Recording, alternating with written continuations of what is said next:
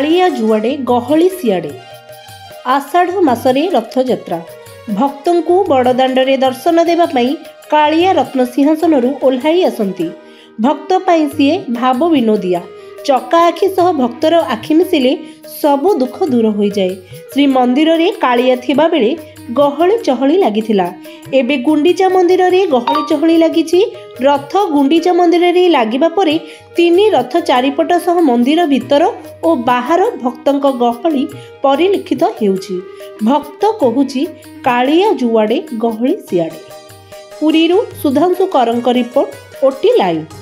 अधिक खबर जानिबा पाई आम चैनल को लाइक और सब्सक्राइब करने सह एहाकु शेयर करंतु।